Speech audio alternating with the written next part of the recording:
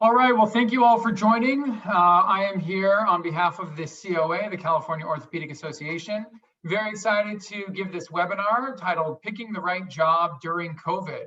We're going to discuss overhead, contracts, collections, and call. And I think it's a pretty small group today. I see about 5 or 6 people on there. Please, please, please feel free to participate, ask questions. Let's all learn from each other because ultimately that's the goal. All right, that's my reminder to record, but I'm already recording. I always start with my disclosures. My disclosures for this talk are that I love my practice. I love private practice. I currently serve on the COA board, and I've attended and spoken at most of the meetings over the last decade. Personally, I have a lot to thank the COA for, including a lot of really fancy trips with great food, some prize money, and meeting my current partner and practice, which I really do love, and continuing invaluable advice and education about running a successful practice. And I hope that I can just give back a little with these types of webinars. I'm also the owner and founder of Surgesurvey, which is automated 5-star Yelp and Google reviews for medical practices. We may talk about that a little bit. This is my reminder to let in stragglers, but I don't see anybody there, so we'll keep going. So for those who have never attended the COA meeting, I really hope you can make this year your first. And if you've come before, I really hope we can have one in person. Here are the details. This is going to be May 20th to 23rd in Monterey. We are still working on the details. I cannot tell you right now if it's going to be in person or virtual only, but we will have a virtual option for in either way. And more details to come. Obviously, it's hard to plan these days. This talk was also geared more for residents and fellows, and there will be a resident and fellows symposium. I do like to highlight the COA Career Matching Program. This goes both ways in terms of if you are a practice looking for potential new partners, you can reach out to the COA. And if you're a resident or a fellow looking for a practice in California, also reach out to the COA. This is free for COA members, but a reminder that membership for residents is only $25. And if looking for a job or any job posts are on the Career Center. So this talk came out of a webinar series that I gave last year specifically for residents and fellows.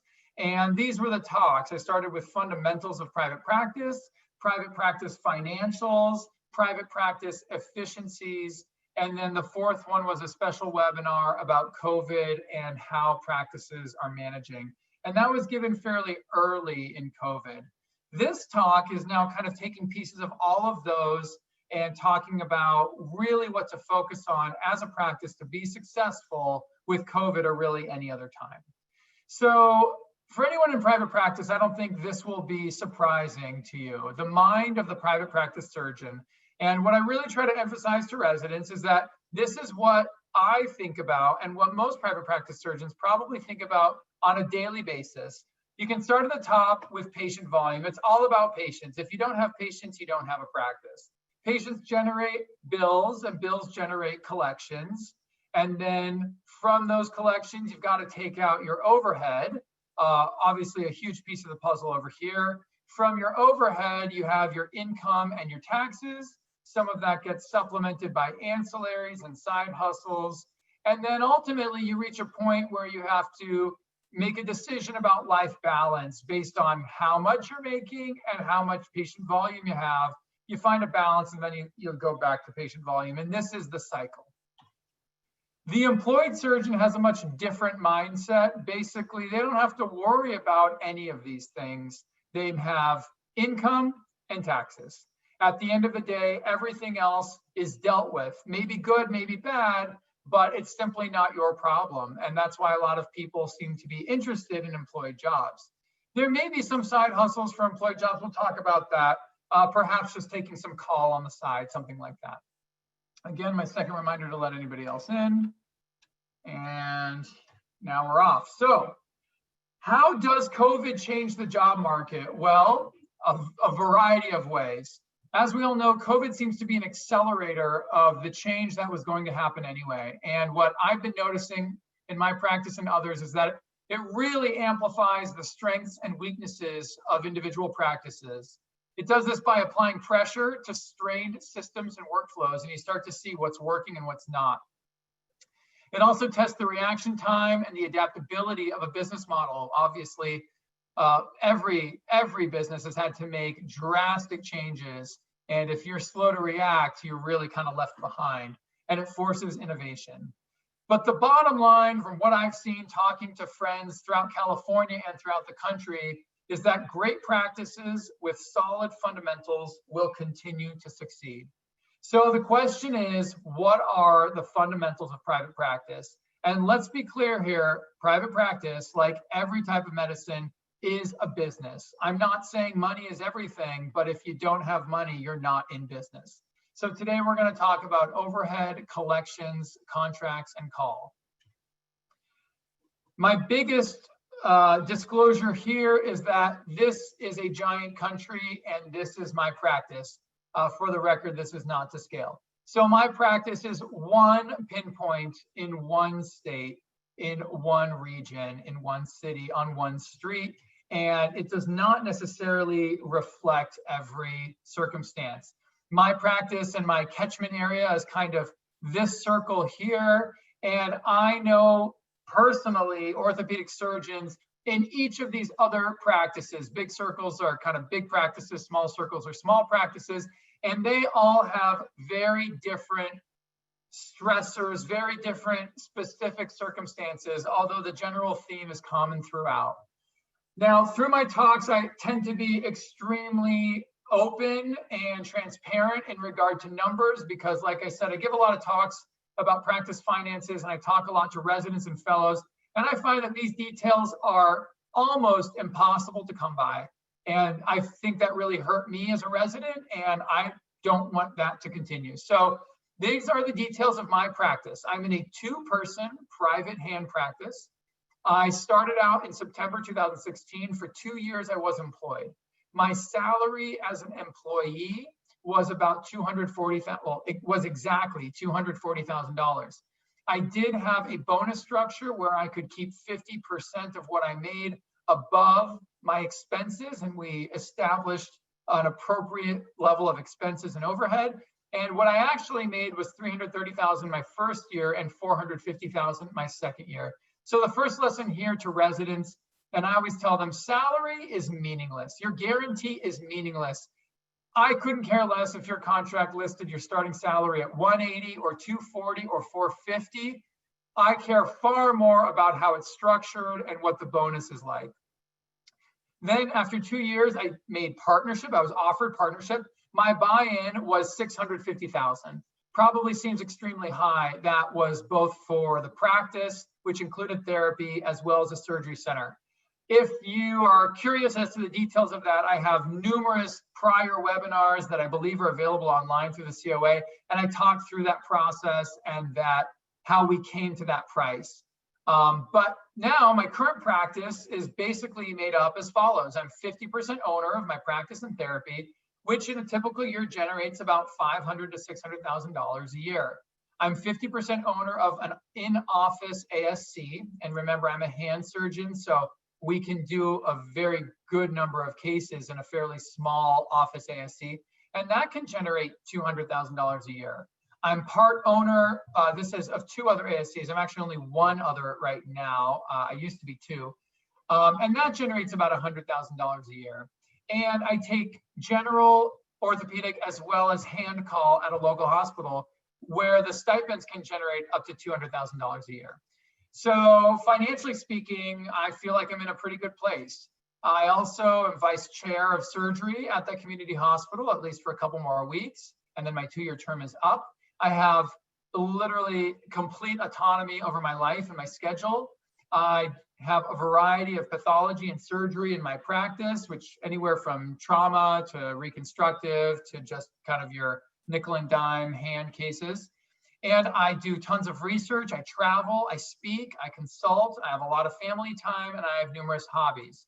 When I first gave this talk, I added up my time off because, again, when I'm talking to residents, I feel like I'm always having to compare the private practice job where you can't guarantee time off or you can't guarantee vacation to, let's say, the Kaisers of the world, where they're so proud to tell you that you get 4 weeks vacation or 6 weeks vacation.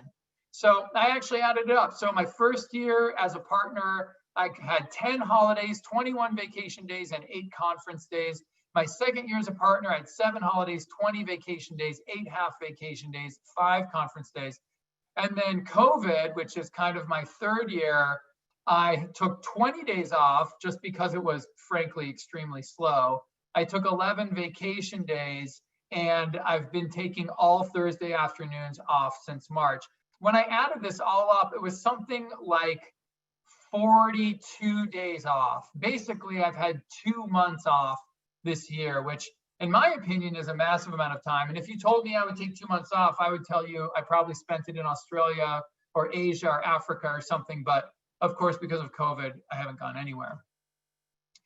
The other thing that's really important to keep in mind is that there is a spectrum in every practice in regards to size, overhead, and ancillaries. So in terms of size, it ranges from a solo practitioner to a multi-specialty group, with single specialty groups somewhere in the middle. In terms of overhead, it can be anywhere from an office sharing model, which means basically everyone pays their own way and they just share a roof, to an equally divided model where everyone takes an equal split. And then in the middle, which is I think what most orthopedic practices are some combination of fixed and variable. And in regards to ancillaries, it can be none, or it can be very complicated ancillaries with, you know, PT, MRI, surgery centers, real estate, a lot of different components to that. So again, when evaluating practices, it's really important to understand kind of where you are on each of these spectrums. My practice looks like this. I'm not obviously in solo practice, but I do call it semi-solo practice because my partner and I, we do share things, but ultimately we kind of each have our own practices. Our overhead, though, is a combination of fixed and variable, which I think is the most common. And I have a whole talk on how you break down overhead. Again, that's in some of the prior COA webinars. And then in terms of ancillaries, you know, we have some. We have the surgery center and we have therapy, which I told you about. We don't have an MRI. We don't have a ton of DME. We don't have any real estate. Then there are some private practices, which are large practices, multi-specialty groups. So lots of different doctors, large practice. Overhead tends to be leaning a little bit more towards the equally divided side, but still some fixed variable component. And ancillaries in these large multi-specialty groups usually are vast because they try to be fully integrated. You know, you've got lab and MRI and PT and DME and, you know, X-ray, just everything all built in. And then there are smaller groups, usually single specialty groups, which definitely works for hand and some other specialties. And there might be more of an office sharing model. Everyone just kind of pays their own way. There may not be ancillaries in that group. And then of course, there's the employed models where it's very large multi-specialty. Overhead is equally divided in the sense you never see it, right? It's just, they just take it off the top. When you get paid with an RVU model, your overhead is taken off the top.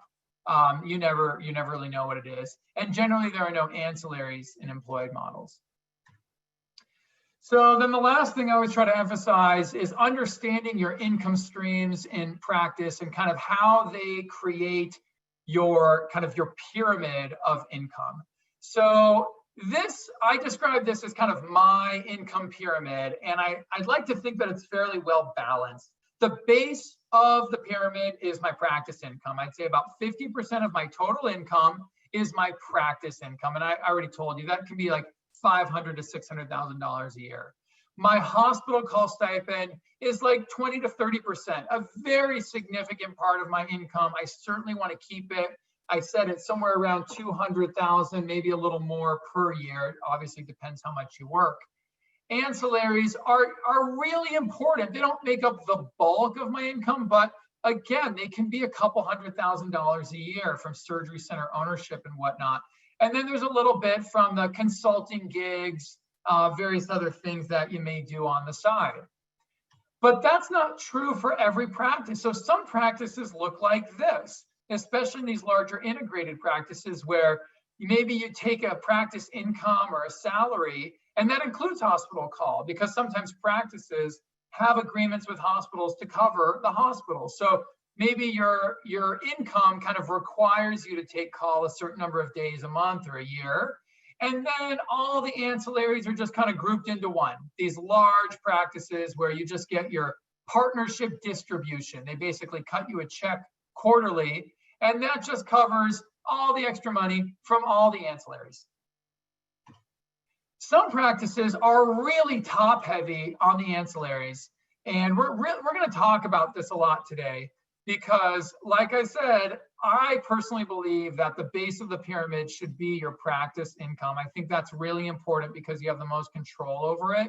But there are practices that I know personally where the practice and professional fee income is actually not a majority of the income, and rather most of the money comes from ASCs and imaging and therapy and real estate.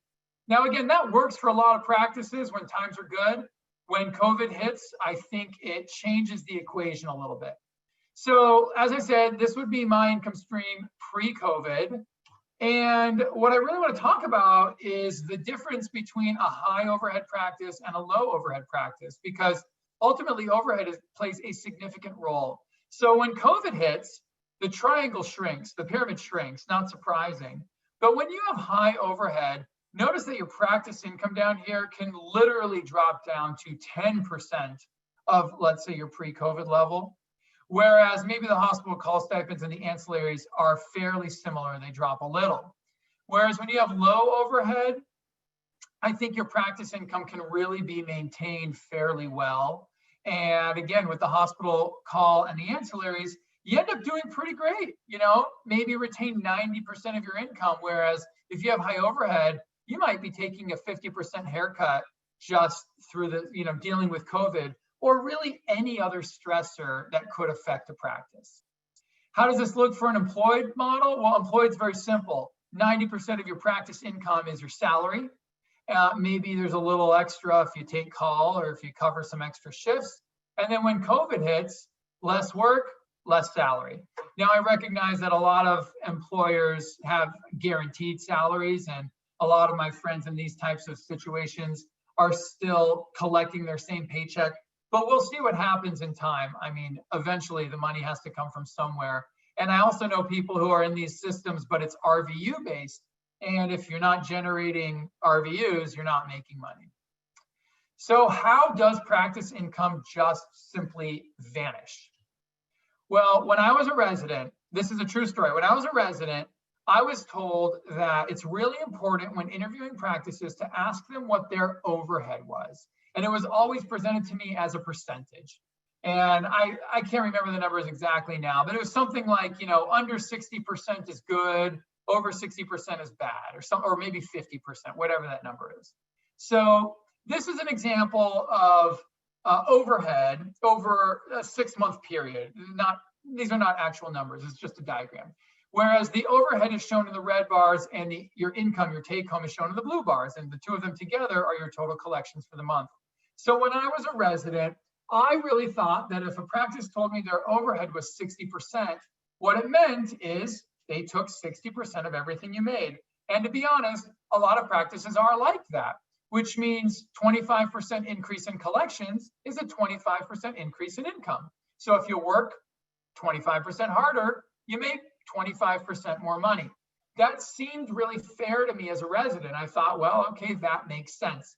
But boy, was I surprised to learn that that's not at all how it works in private practice. How it actually works is that your overhead is fairly constant.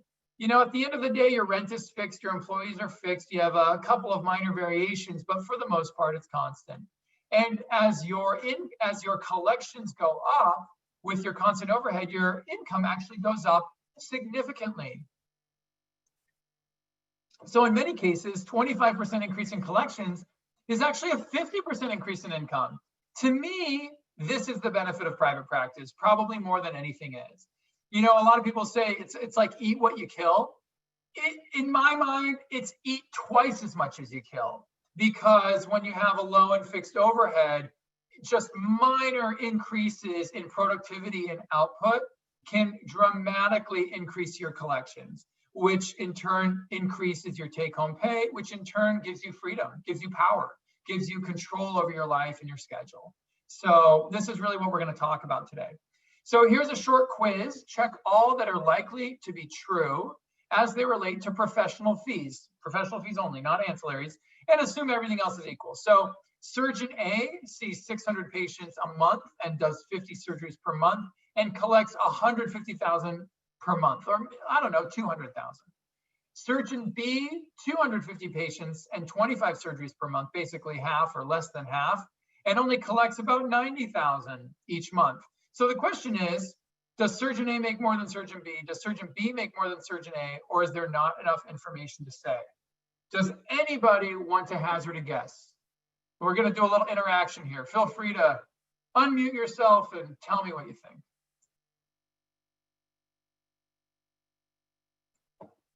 Chris, you made the mistake of introducing yourself, so I'm going to ask you. Sure, I'm here. I just got loud children. Oh yeah, that's okay. 5-year-old and a 3-year-old in the background, Nice. going to bed. So I'm gonna hazard a guess, and if your fixed overhead is if your overhead's fixed, then if you increase your productivity, you're gonna be surgeon A making more than B. Well, there's a difference between fixed and equal. I agree. If your overhead is fixed, I would say if your overhead is equal, then yes, surgeon A is going to make more than B. But we don't. When I said, and maybe I threw you off because I said assume everything else is equal. I really didn't mean the actual overhead amount. I meant more like the practice demographics and the payer mix and things like that. But I don't know, based on what I'm giving here. So I would say maybe not enough information to say. I would truly hope that if surgeon A is working twice as hard as surgeon B, that they are making more money. That would certainly be the goal. But I absolutely, without a doubt, in 100% honesty, I know surgeons who are surgeon A who are collecting $150,000 a month and paying $120,000 a month in overhead. Large practices, lots of real estate, multiple locations, lots of PAs, MAs, staff, CEOs, practice managers, marketing. I mean, you name it, they've got it. And so that surgeon is taking home $30,000 a month on average.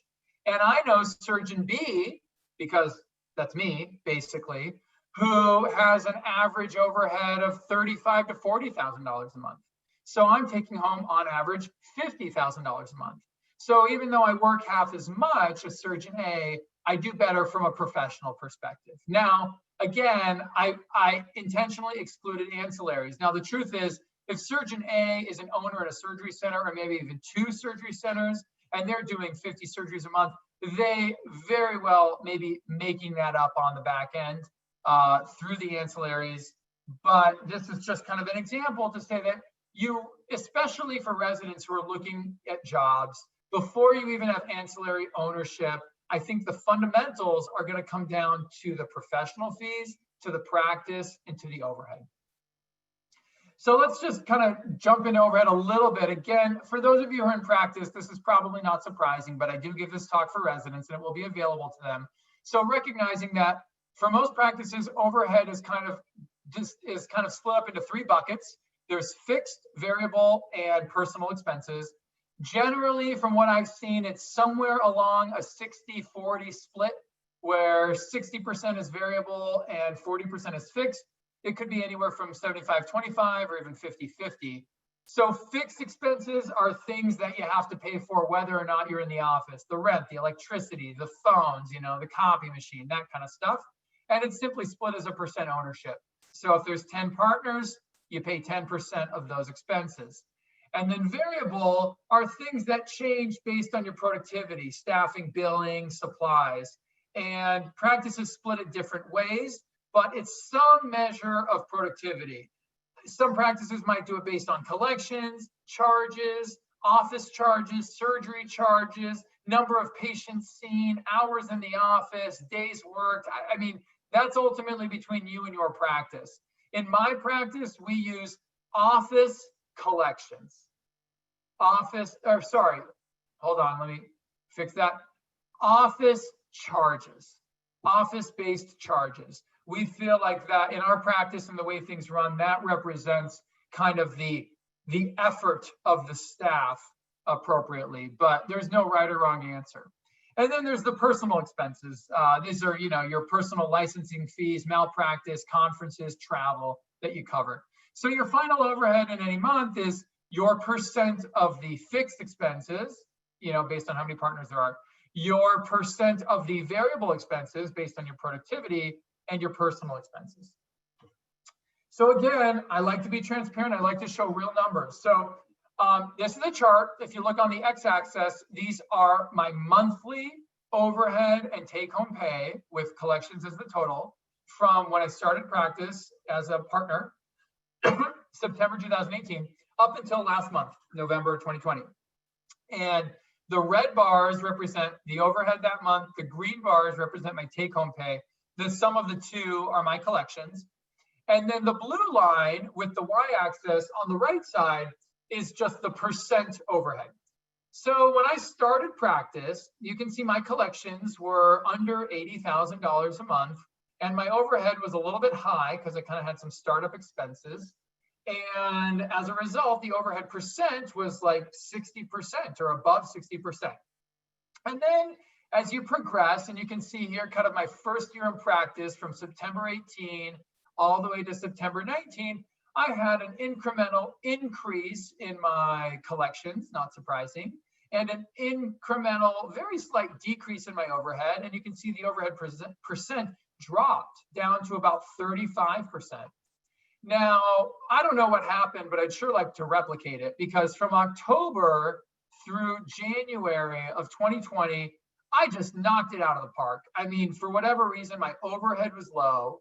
My collections were extremely high. I mean, I had a month that was like $130,000.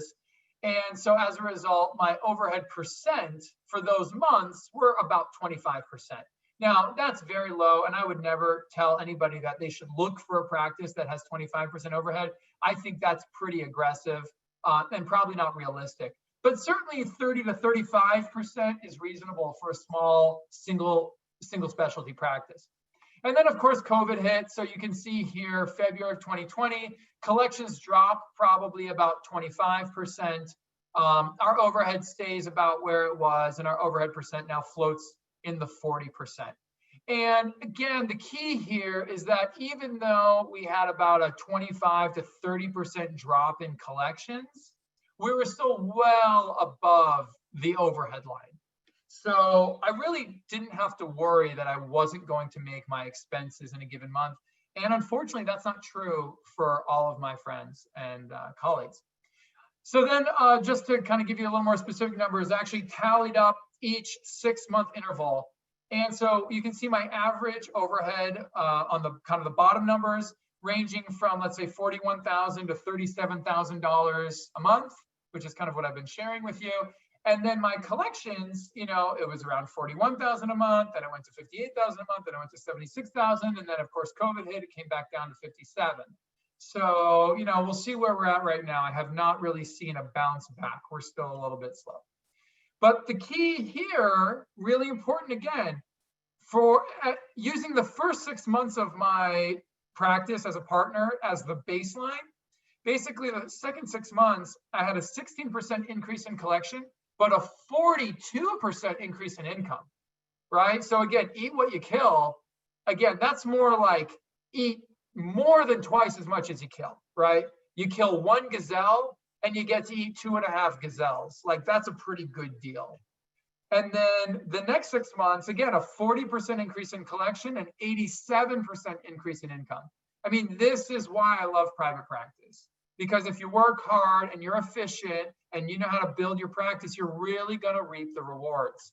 And then again, even with COVID, although the collection is, marginally up from kind of my baseline, the income is still far up from my baseline. So what's the message? It's pretty obvious here, right? Volume over overhead is your income potential. Overhead is the hazard.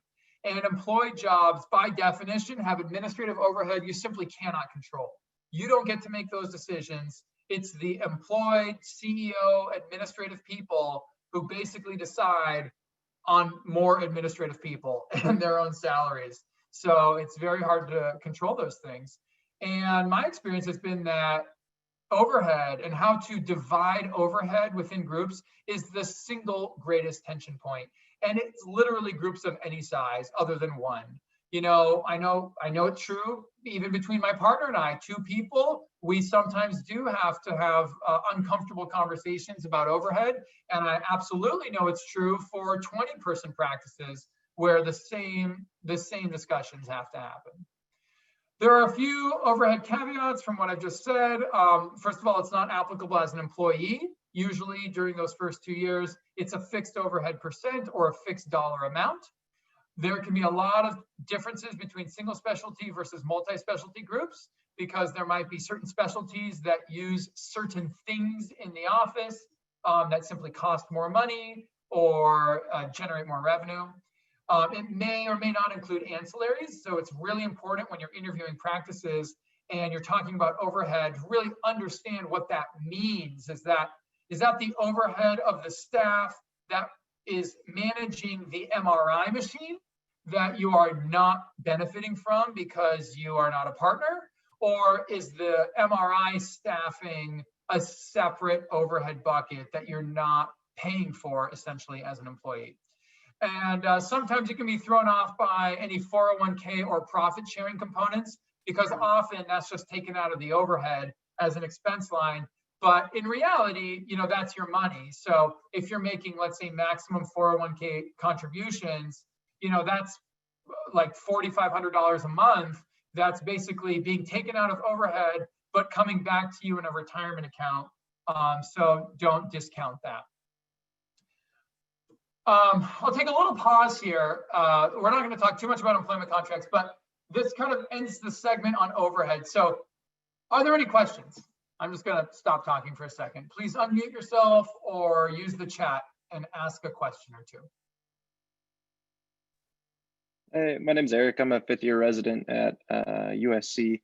Great. I was just wondering about overhead as it relates to PAs, because I'm going into joints and we often have surgical assists and PAs and things to help in the OR.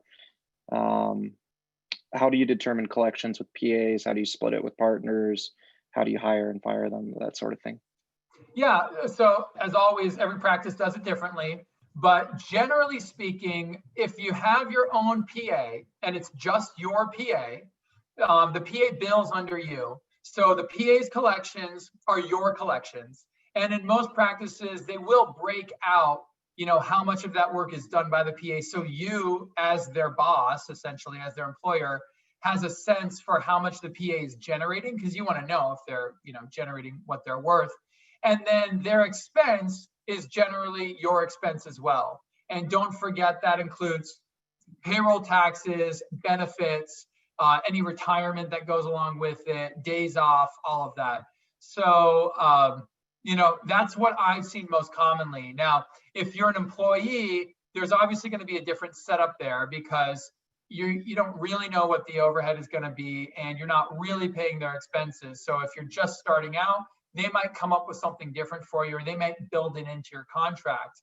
And then if you're sharing a PA with partners, I'll be totally honest, I don't have a ton of experience with that.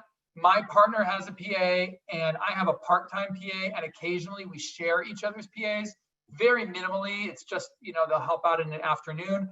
And we basically just figured out how much that PA costs, you know, what the hourly is all together with benefits. So if I ever use my partner's PA, I just pay him, you know, essentially through our overhead split, an extra, I can't remember what, it's like $83 per hour, which we've just calculated as kind of her total compensation package. I hope that answered the question. Yeah, it did. Thank you so much.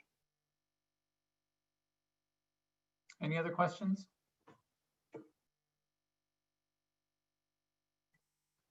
Okay, so employment contracts. Eric, thanks so much for sharing that you're a fifth-year resident and perhaps you've already signed a contract or you're in the process. I'm not going to go super deep into this, but I did a couple talks on this last year, so you can reach out to the COA and get links to those webinars. But the fundamentals here are very basic. First and foremost, are you working towards partnership? That has to be very clear. And in most orthopedic practices, private practices, you are. We understand that's the goal. So you start with a salary and you set an incentive bonus with a reasonable split. Reasonable split can really depend on the practice and what they're considering overhead. In my case, it was 50-50. We're a two-man group. We just thought that was fair. I've certainly seen the same setup in larger groups. You know, even if you're joining a group of 10 surgeons, it's still a 50-50 split where you keep 50 and then the other 50% is split among the other surgeons. Sometimes it's 33-66 or something like that. So that's generally how I think an employment contract should be set up. And then it's really important, although almost impossible, to get the practice to write down the terms of your path towards partnership, meaning how many years as an employee, how the buy-in price will be calculated, and how it can be paid. The reason this is very hard to be set is because a lot of practices don't want to write this down because they don't want to be committed. They want to see how things work out. They might want to offer you partnership after 2 years. Maybe they want to do it after 3 years. Maybe they don't want to do it at all. They kind of want to leave their options open. So this is a hard part. Now, larger practices that have done this numerous times with many, many surgeons, they tend to be a little bit more cookie cutter, and there's less flexibility and less negotiating in those cases, but usually it is spelled out a little bit better. Quick note on the buy-in price. Again, I've got a whole talk on this, but you really want to understand how it will be calculated. For those unfamiliar, buy-in basically consists of three things: assets, goodwill, and accounts receivable.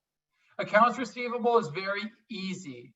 That's the money that you've already billed for, but has not yet been paid, right? Because on August 31st, my last day as an employee, I saw patients and did surgeries and billed for those surgeries, but they're not going to be paid until sometime in September or October. But that's real money that's coming in, and it wouldn't make sense from a practice perspective. It wouldn't make sense for that money to come to me as a partner. It was work that I did as an employee. So you pay for that, or you simply exclude the accounts receivable, which means any money that was billed before that date does not come to you as a partner. Excuse me. The other easy one is assets. Assets are added up by an accountant and sometimes a practice consultant. And that's simply, you know, the cost of the computers, the cost of the artwork on the wall and the chairs and things like that. Usually not very much. Goodwill, there's a lot of bad information out there about goodwill. You'll often hear the term, you know, there's no such thing as goodwill anymore, and goodwill isn't worth anything. That is absolutely not true. That is literally 100% not true. Goodwill is a lot of things, but basically what it is goodwill is how much are you willing to pay to not have to start your own practice from scratch, okay? The assets, we know the cost of the assets. If I told you, you know, give me $30,000 and I will give you all your computers, all of your chairs, I'll set up the whole office for you, that's easy, I'll pay you. And then if I told you, you know, that you've done $90,000 in charges that is likely to generate $60,000 in collections, just pay me $60,000 for those collections, easy, really, really easy. But then if I said to you, okay, I have set up contracts and have gotten you credentialed on 30 different insurance plans, and it took 18 months to finish them all. And over the last 15 years, I've been negotiating contracts with those insurance plans and increases in contracts for, you know, the last few decades. And over the last few decades, I've been going out to emergency departments, urgent care clinics, primary care doctors. I've been developing a reputation in my community, among colleagues, among all of my patients, among all the patients who continue to come back to this practice. And then I say to you, okay, well, you're welcome to go start your practice across the street, or how much are you willing to pay to benefit from all of that? That's the price of goodwill. And there is a massive value in that, because For me to be able to walk into a practice and have a full schedule on day one and start generating $100,000 in charges or collections on a monthly basis and not have to build it up from scratch is easily worth 200, 300, 400, maybe $500,000. So thankfully, this is not a number you have to come up with on your own. There are professional practice consultants that do this. And my advice is that you hire one, because at the end of the day, there is value in goodwill. You have to recognize that whether you're buying a practice or selling a practice, and there is the right way to do it. But I have countless friends who have joined practices who say, oh yeah, goodwill's nothing, partnership is $50,000, no big deal. And that's fine. I mean, it seems like a great deal for the person buying into the partnership, but chances are, if it's not costing you anything to buy in, you're probably not buying anything. And there's probably no buyout. So again, that's not exactly what this talk is about, but the advice is going to be, get a practice consultant. They're way cheaper than a lawyer and so much more appropriate. And that's where you really want to spend your time. And then the last part is how you're going to pay that buy-in. Sometimes there's a component of pre-tax, which is basically sweat equity, post-tax, which is just cash, and a loan. A lot of practices offer an interest-free loan, and they basically pay themselves back out of your partnership distributions over some set amount of time. So here's an example of 3 different employment contracts. These are all, basically real, that I've seen talking to a lot of people and kind of offering and mentoring a lot of residents. So, you can see the differences here on the left, a $300,000 salary, 25% bonus incentive, and a 12-person group with a 2-year partnership track. And then at partnership, it's a $50,000 buy-in, and there's a potential $500,000 income and $50,000 in ancillaries. So okay, reasonable enough. The next one might be $350,000 in salary with no bonus, a 24-person group with a 2-year partnership track. Partnership is a $750,000 buy-in, but there's a $300K income potential and $500K ancillaries. So the ancillaries are massive. And then the third one might look familiar, $240,000 salary, 50% bonus, 2-person group, 2-year partnership track. Partnership buy-in is $750K. I know my prior slide I put $650, $750 is because we had to put some cash in the bank. And then $500 of income potential and $250 ancillaries. So none of these is necessarily right or wrong. A lot of them depends on the circumstance, the individual, personal preferences, practice size. And to be quite honest, unless you are extremely flexible in where you want to practice, or you're going to a very large city with a lot of different orthopedic practices, you probably won't have that many options. In many circumstances, you pick a city or your spouse picks a city, and you basically have like a 20-mile radius to find a job. And there's maybe only 1 or 2 practices that even have availability for your particular specialty. So, you're choosing between a couple of options, but it's important just to think about that none of these are necessarily right or wrong. They're just all a little bit different. And it's important to recognize the components. The last piece here is call contracts. Any young surgeon, and sometimes even not young surgeons, are probably going to want to take call at a hospital. It's important to understand that call contracts can be different. Sometimes the contract is owned by the practice. Sometimes it's owned by the individual. There are pros and cons to each of these, and I would highly recommend you look at my talk on taxes and retirement accounts to learn a little bit more about that. You might want to take general call versus specialty call, like trauma call or hand call. And then there's obligated call, which is what we typically think of as like you're on the call schedule. When they call you, you have to go in, versus activation call, which a few hospitals have, including mine for the first few years, where I'm on the call schedule, but I'm not obligated. So if they call me, I can say no, but I only get paid if I actually go in and see the patient.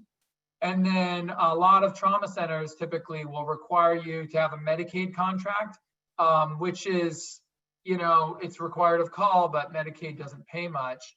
And then thinking about how you bill for services in the hospital, because sometimes the practice will let you put that through the practice. I would hope most of the time. Sometimes, if not, if you're kind of taking call at the hospital on the side, you may have to do your own individual billing. Not a big deal, but just something to keep in mind. Oh, great question. Just going back to this. So Chris asked, How do you figure out the local fair market value on call with respect to stipends, on-call reimbursement rates? That's a great question. I have seen massive variability. I'm not even sure there really is a fair market value, although hospitals in the negotiating will tell you that they've done a fair market analysis. I would talk to as many people as you can at as many hospitals as you can to really understand, what people are getting paid. I know hand surgeons who, because I know you said you're a hand surgeon. So, I know surgeons who are getting paid $0 for hand call, basically voluntary hand call. I know surgeons getting paid $350 a night, $500 a night, $750 on weekends, $1,000 a night. I even know of hand contracts that pay $2,000 or $2,500 a night for hand call. And I've seen the same variability for orthopedic call, ranging anywhere from $500 a night. I think there's even a hospital around here that's like $250 or $300 a night for orthopedic call, going up to $3,000 a night for orthopedic call. Now, obviously, there's never a free lunch. Typically, the low numbers are, non-trauma centers, community hospitals. Most of the time you never get called, and even when you do, you don't have to go in. And $3,000 a night are like busy trauma centers where you're in the hospital all day, all night. So, they tend to reflect the amount of effort, but that's why it's hard to say kind of what the fair market value is. But I do think that there's a lot of wiggle room. You have to recognize your value. You have to recognize that trauma centers have requirements. They're required to have an orthopedic surgeon available and on call. And certain levels and designations of trauma centers are required to have a microvascular surgeon on call, which hand falls into that category. So I'm a little bit lucky. I think I have a little bit of negotiating room in that my hospital needs me. And I'm really the only hand surgeon that's available to this hospital. Granted, they could go through the effort of finding another hand surgeon and bringing them to the area, but there's no guarantee that they would like that person or they would really get along. Whereas I've been here a few years, I've proven myself. So that's nice for me. I know the hospital needs me. And that's really important for you to know that, if you're needed in the call pool or if you're not, because ultimately that's probably all of the negotiating power you have. Okay, finally, we're going to get to COVID. This talk, I feel like it should be over by now, and I'm sure you're tired of hearing me talk. So let's see. How does COVID-19 impact practices? Well, a lot of ways, right? There's the government mandate stay-at-home order, which reduces volume. There's personal responsibility and ethics, which is a huge part of private practice where you get to make these choices about should you do surgery. Are hospitals allowing scheduled cases? Are ASCs allowing scheduled cases? Hospital call changes, loss of employees. In my practice specifically, basically all of our MAs and receptionists are women. That's probably not atypical. Many of them are single mothers. So we're running into child coverage issues because of stay at home, kids are at home, personal illness or comorbidities, people who have asthma or bronchitis and they don't want to be exposed, or they live with their elderly family members. These are real issues for any practice. There's always the unknown unknowns, right? You can never predict COVID, right? Unknown unknowns. And there are things that could happen that are just as impactful and totally different. And then, of course, there are new opportunities. So there are opportunities to maybe capitalize on some of your strengths. So the financial impact of COVID on my office was as follows. As always, overhead is critical. When things first started out, my partner and I deferred our salary for 3 months. We just said, we don't know what's going to happen. We're going to just leave money in the bank. We knew that we needed about 50% of our average collections to make payroll and expenses. So our goal was to see at least half the patients that we normally saw. No employee overtime, and we reduced our expenses if at all possible.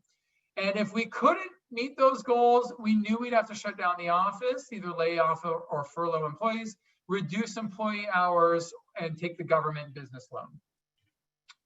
Other practices that we spoke to and that I have friends in. So for example, in a large private practice, the partners may decide what qualifies as urgent or elective. You may not have much say in the matter.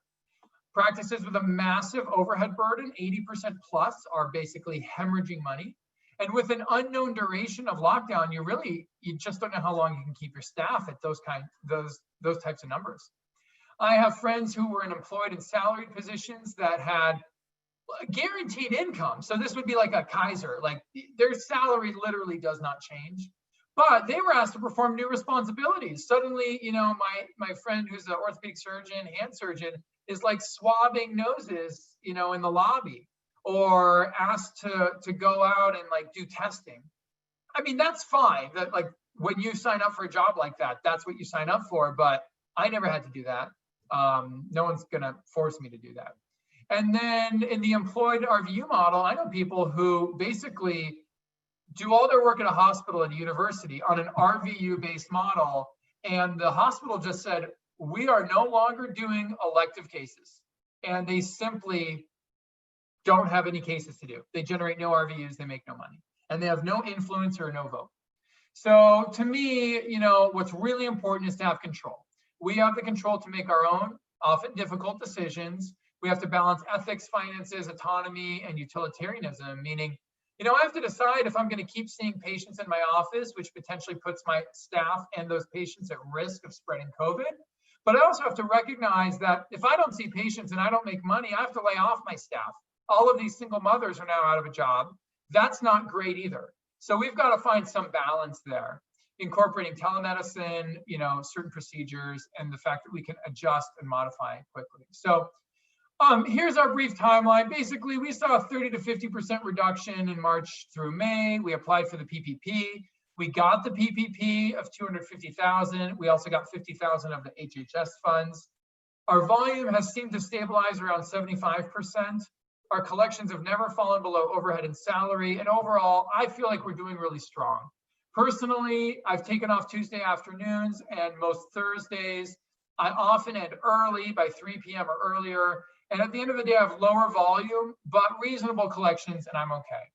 And I have colleagues around the country who basically were furloughing employees, canceling cases, no elective surgeries, no bonuses, and everyone I knew applied for the SBA loans.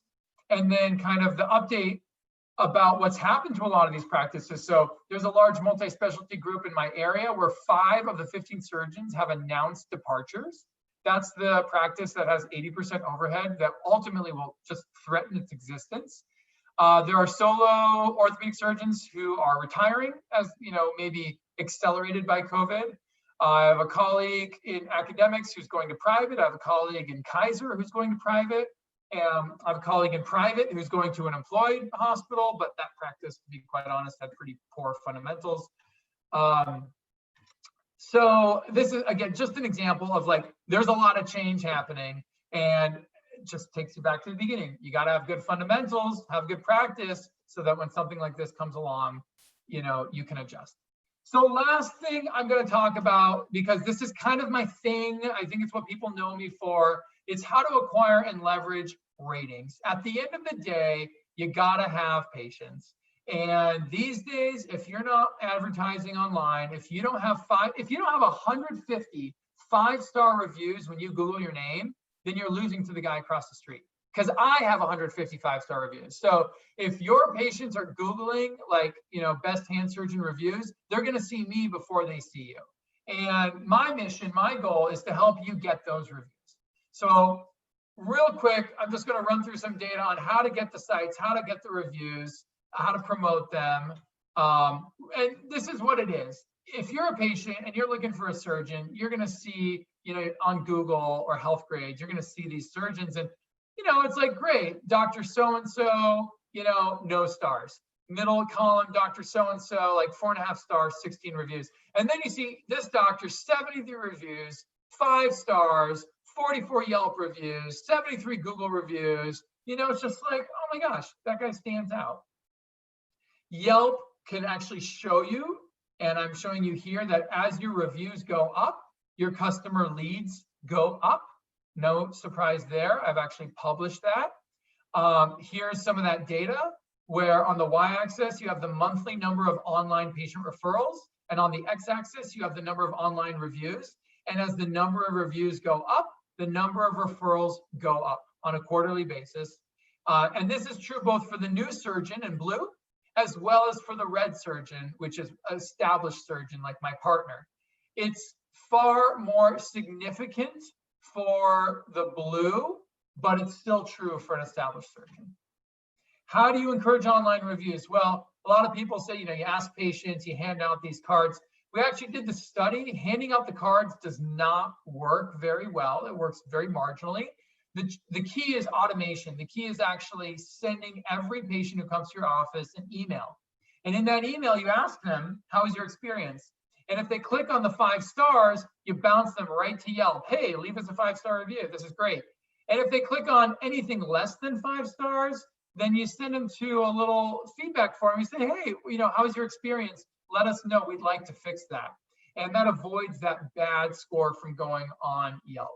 So that's kind of the system that I use in my office, and I built it, and a lot of other practices use it. I'm happy to talk to you about it more at another time. But basically, this shows what passive, active, and automated reviews generate. Passive is in red, which basically means you do nothing, just hope people leave you reviews, and over 6 months, they won't. And then active means you hand out these little business cards and say, hey, could you please leave me a review? And over 12 months, they do at an average rate of about 1.3 per month. And then you automate it. You enroll them in this system that sends them emails. Boom, 6 months, generating almost 10 reviews a month. In fact, it was so dramatic, I said, I don't even know if I believe it. Let's turn the email system off. So I turned it off, dropped right back to where it was before. So I said, well, hey, man, I want reviews. So let's turn it back on.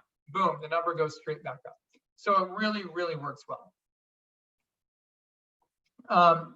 This is just a comparison of the new surgeon, which is me on the left, and my partner, who's a little more old school, is like, no, I'm not interested in reviews. Don't worry about me. I'm not going to ask patients for reviews. And you can see that the number of reviews he has on Health Grades, Vitals, and Yelp is just like totally stagnant. And whereas I'm just like going up and up and up and up and up and always increasing. What about other surgeons? Like, does it just work for me in my practice? Absolutely not. On the left here, this is a young surgeon who had a low rating of a 2.1 stars, introduced automated reviews, jumped up 4.2 within like 6 months. What about a mid-career surgeon who had a high rating of 5.0, but only had about 4 reviews or 3 reviews? Now he's got over 30 reviews, 4.9 stars. So system clearly works. And then more reviews correlates with more referrals and even accelerated growth for a senior surgeon, not just a junior surgeon. And then lastly, I just think this is so cool. Because I know how many reviews I have, and because I know how many patients get generated from my reviews, and because I know how much money I generate per patient, I actually calculated the dollar value of one online review. And it's the green line. Basically, the blue and the red bars show you the number of reviews and the number of patients referred from those reviews. The green line shows you the value of one review. And what you can see is that over a 3-year timeline, 3.5 years, the value of that review grows and grows and grows, not surprisingly, because the review never disappears. So you just generate more patients, more patients, more patients. So the value is more and more. Basically, it's reaching up to $900, nearly $1,000 per review. So if you ask the patient tomorrow to leave you a review, and they do, which is unusual because less than 1% do, but if they did, that patient basically just gave you a $1,000 bonus. That's what it means. Every review is worth $1,000. And if you can generate 10 reviews in a month, over the next 3 years, they're going to generate $10,000 for you. That's what it says. So when you have a system that can generate 10 reviews in a month, that's generating $10,000 a month of future earnings. And that's basically what I'm showing here, that the revenue from online referred patients was $45,000 when basically my first year, $79,000, $98,000. Every year you generate more and more money from these online reviews. So huge value there. And that's, COVID has pulled everything back 25%, 30% or so. And now is the time more than ever to make sure your online reviews are ready, because when these patients start showing up again, when you have those 5-star reviews, they're going to show up to your practice, not the guy across the street. So I'm going to conclude this talk now. The lessons learned through COVID is that it's nice to be in control of your decisions. Low overhead is a sign of resiliency for a practice, and there are opportunities to boost your income, between maintaining control over ASC decisions, increasing on-call responsibilities, and boosting your marketing and outreach. I have a ton of future lecture ideas, and I would love to hear from you what you'd like me to speak about, because I would be happy to continue doing these webinars. We can talk about retirements and pension. We can talk about tax advantages of business ownership, ancillary income and ASC ownership, optimizing online marketing. I just kind of gave you a taste of that. Employed versus academic versus private practice, employee contracts and partnership track, and side hustles. And here are a couple slides from some of those talks. For example, I do a side-to-side comparison of a private practice, pension plan, a 401k, compared to the golden, Kaiser pension plan. I won't spill the beans completely, but you may be surprised by the results, or maybe you won't be. I talk about business taxes and basically how to optimize the business, obviously all legally the best way possible, so that you're paying the least taxes that you have to pay and really benefiting the most. We can talk about surgery center, ASC ownership, how to manage and run good ASCs, and when you want to invest, and how that's valued, and what you can expect, and recognizing that not all centers are profitable, and that hospitals are really going around now purchasing these surgery centers at 51%, promising you better contracts, better returns, and that is definitely not always the case, and we can talk about why that is. When I said that I used to be an owner in 2 other surgery centers, now it's only 1. It's because of this experience, and I have a lot I could share. And then a lot of what I just showed you in terms of how to, build your practice fast through online marketing, optimizing your website. I love talking about that stuff. Lastly, I think if you're not a member of the COA, you have to be. It's just amazing. If you're practicing in California, this is where you're going to network with like-minded surgeons at a great resort. Support a great organization. Our tagline is strong as individuals, powerful together. That's what the COA does. Here I am way back in 2011 with my beautiful wife. And actually, we weren't even married at this time. And we were having a great time at the COA, making friends. Came back to Monterey. Now we're married. We've got kids. Now I'm the chair of the COA meeting this year. I tell you, I just love this place. It's a great meeting. There's always awesome talks, how to find out real information about a job offer, what's the right practice setting, contracting basics, but it's also really fun. There's always a presidential reception. There's a 5K fun run. There's a, kite fly, golf tournament, tennis tournament. There's a spouse's breakfast that my wife loves going to. It's great. And then we have the resident session, talking about just kind of resident and fellow focused topics. There's the career matching program I already talked about. There's also a resident paper contest. The resident wins $1,000. The program gets $1,000. You get a free stay, free registration, and everlasting pride and bragging rights. Here I am 10 years later, I'm still bragging about it. So, that's worth its weight in gold. In summary, I think there are great jobs in California, but they're not posted anywhere. I live in the highest cost of living, area in the country, certainly of California, and yet I think I'm doing better than most. But you got to get in the room with the right people, and I think you can find them at the COA. So utilize the matching program, talk to friends, colleagues, acquaintances, talk to me, send me an email. And when you start your practice, be awesome, build your reputation. So here's my email address, here's my cell phone number, it's always on. You can register for the COA annual meeting, you can join. And I love giving these talks. So I hope you enjoyed it. I hope this was valuable.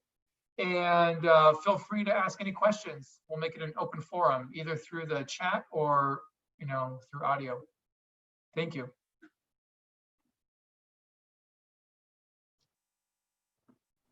Thank you. That was such a great talk. I'm just wondering, I've heard, I was wondering about the value of portability in a website, because you've got such an interest in that and a focus. I think it'd be interesting to hear your opinion, but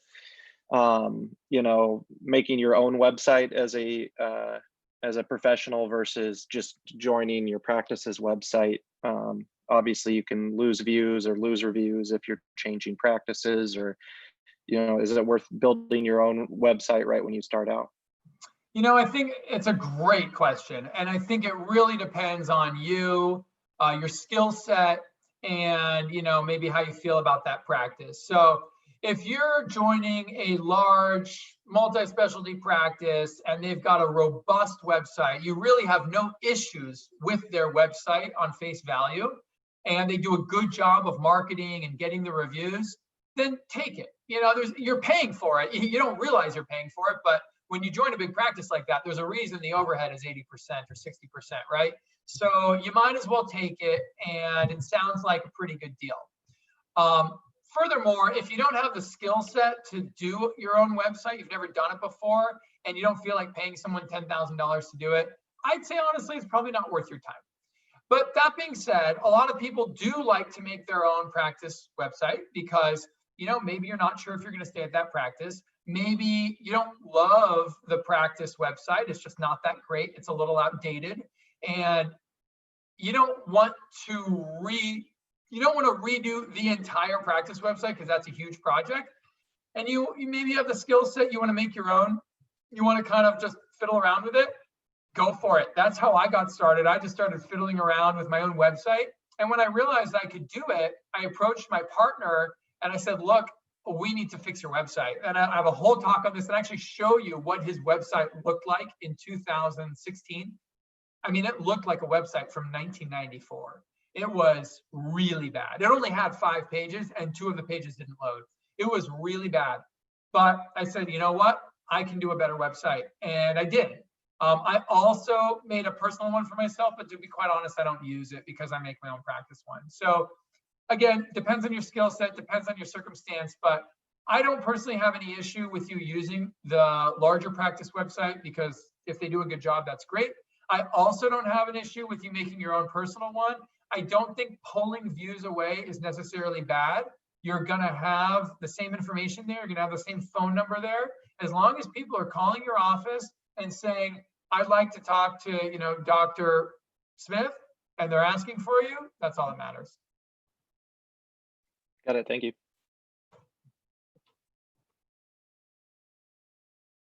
Any other questions? Happy to answer them.